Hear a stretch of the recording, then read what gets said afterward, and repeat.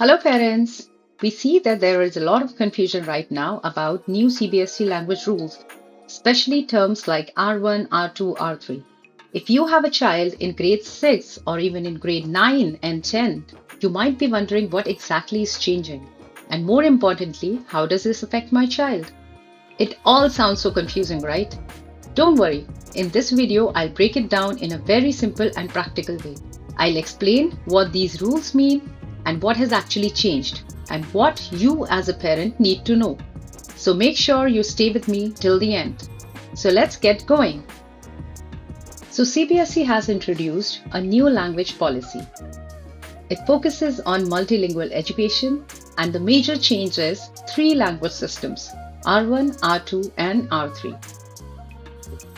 Why you as parents should care?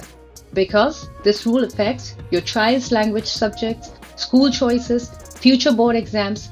There's a confusion about what is R1, R2 and R3 and is English compulsory? Can we choose languages? So first of all, we will try to learn why exactly this happened. What is the motivation or idea behind it? So this was done to promote multilingualism.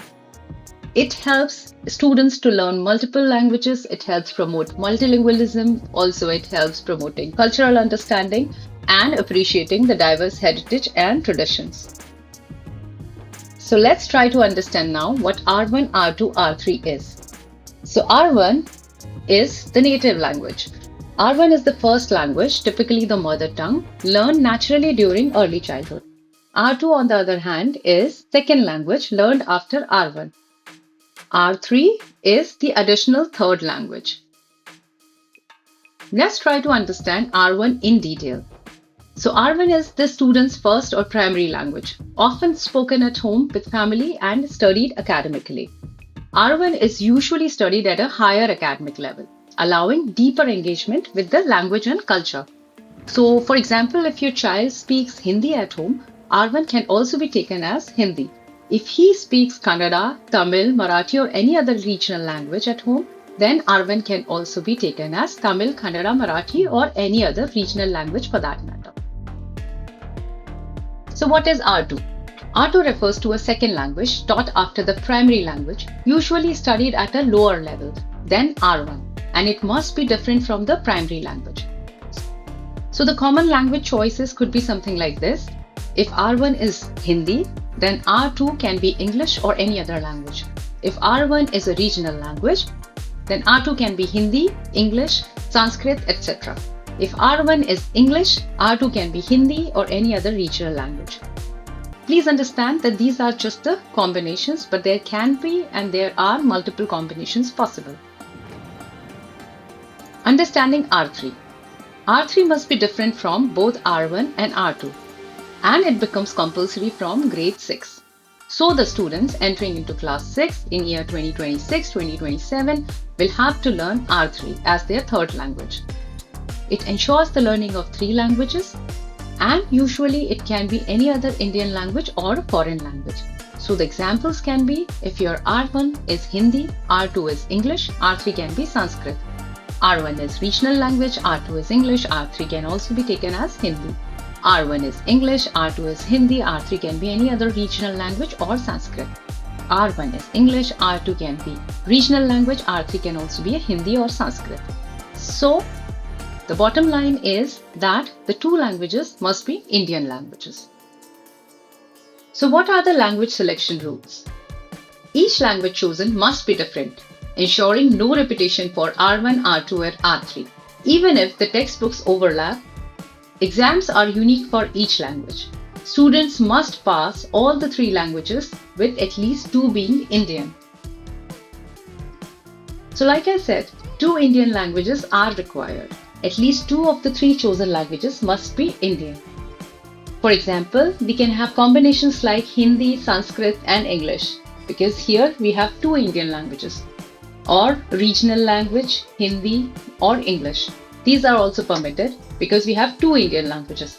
But Hindi, English, German, French or any other foreign language, it's not a valid combination because here we don't have two Indian languages. So how is this going to roll out? The changes will be introduced in stages to support smooth rollout for the students. R3 will become mandatory for class 6 students from year 2026 to 2027. And as it's a significant change, that's why the gradual rollout will ensure that it is more effective and less overwhelming for the kids. Let's see the implementation schedule once. So, for example, if the student is in class 6 in 2026 and 2027, then he will have R3 as a compulsory language. When it's the year 2027 and 2028, then the student will be in class 7, where also the R3 is compulsory. In 2028 and 29, the student will be in class 8 and where the language still will be compulsory. In 2029 and 30, he'll be in 9th, and 30, 31, the student will be in 10th. That will be a board exam, and here also the R3 will be compulsory. So like I said, the idea behind it is that students must study 3 languages. It encourages the multilingual proficiency and stronger language skills. It helps in cognitive development and greater cultural understanding. So what's the language passing requirement? Students are required to pass all 3 languages to move to higher classes. Failing any language can hinder advancement and disqualify students from participating in important exams. Curriculum and textbooks are specifically structured for R1, R2, and R3 to meet distinct learning needs. Assessment methods are also tailored for each level. So as we already know, this was done for improved cognitive development, language and communication, cultural awareness, and holistic education. So like I said earlier, in the education systems, they mainly offer 2 languages. Now in the new system, they introduce 3 languages. The good part is that there is the flexibility of language choices. Students can select languages from board CBSE approved list. Just to go over it again, the students must study 3 languages. At least 2 languages should be Indian languages. Language subjects will follow graded difficulty levels for effective and progressive learning outcomes. So, is there any third language exemption policy for the students returning from the foreign schools? Yes. Students from foreign schools may be excused from studying an unavailable third language as per the approved guideline. Normally, students would follow the same language system like studying 3 languages. But in special cases, for example, students coming back from foreign schools, their third language might not be available in local schools. In such cases, they may be allowed to skip that third language if rules permit. However, they still must study the required total number of subjects overall. So far, we have talked about the students entering into grade 6 in year 2026.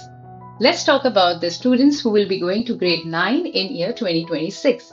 All grade 9 students must complete the standard curriculum and take a common exam covering essential topics in mathematics and science. There is a little bit of difference where they have advanced level option. Learners seeking higher proficiency can opt for an advanced level, which includes an extra exam focusing on the complex topics and conceptual depth.